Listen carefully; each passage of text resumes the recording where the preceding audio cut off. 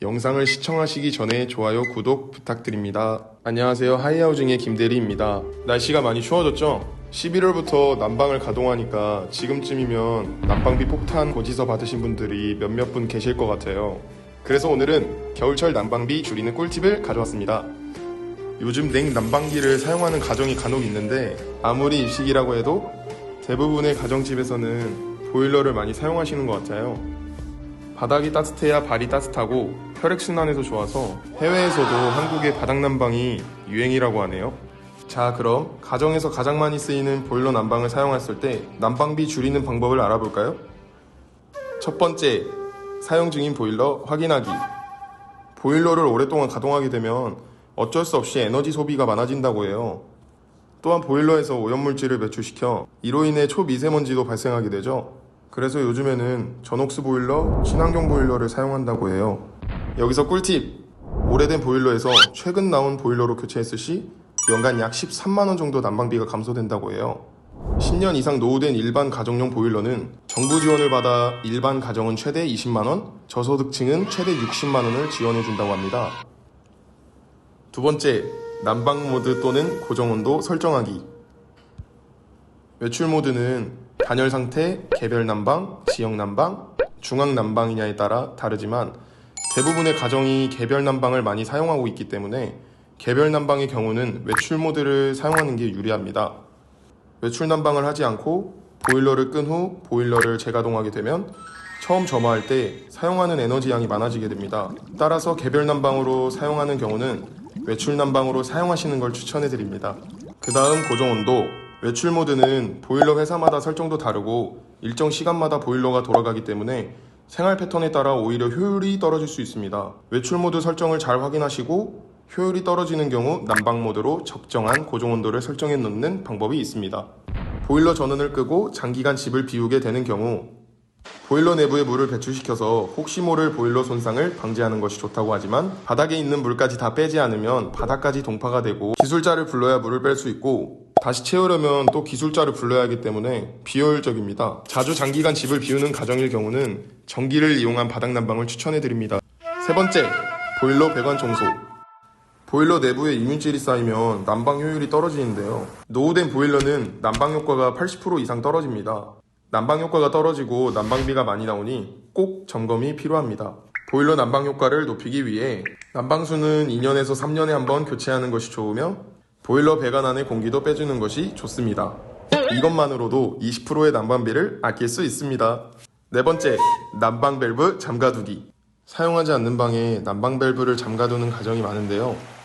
전체를 모두 열어두게 되면 더 많은 물을 데워야 하므로 더 많은 에너지를 소모하게 돼요.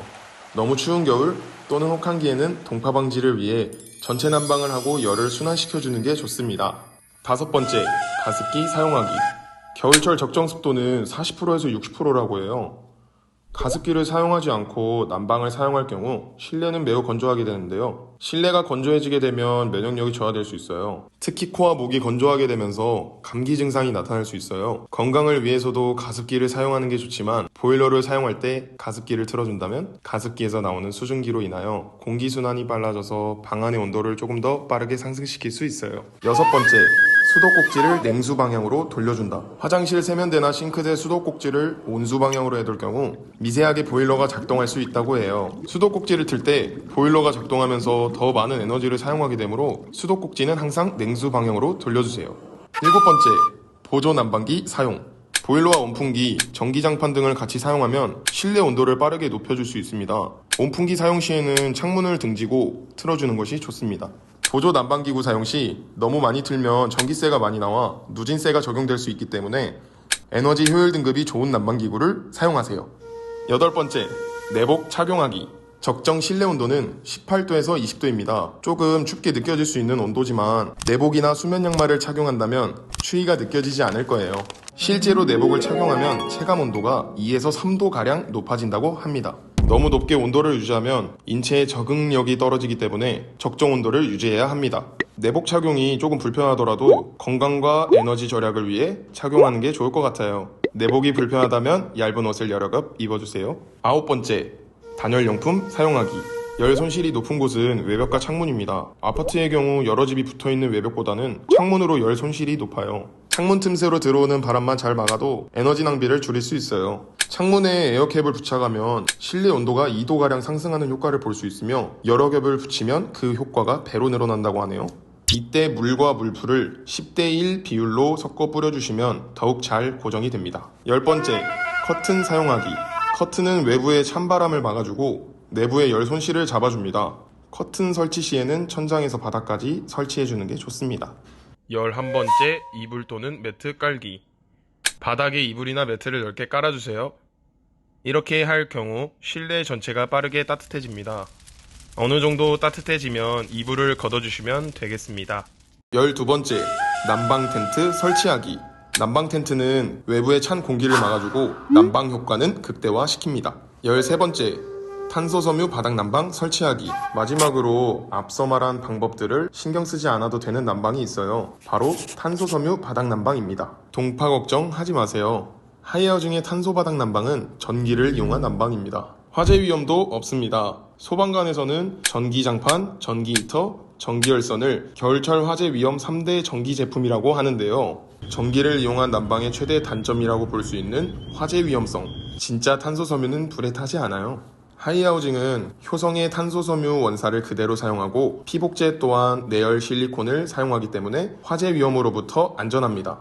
탄소섬유와 내열 실리콘은 고열 전도도가 좋아서 공기까지 따뜻하게 데워줍니다. 탄소섬유는 에너지 전환율이 가장 높은 99%의 소재입니다. 열 효율이 우수하여 난방비를 절약할 수 있습니다. 친환경적인 건강한 난방을 할 수 있습니다. 전기 난방이라고 하면 전자파 걱정이 많으실 텐데요. 탄소섬유는 전자파가 거의 없는 신소재이며 이와 더불어 하이하우징만의 접지 방식으로 전자파를 차단합니다.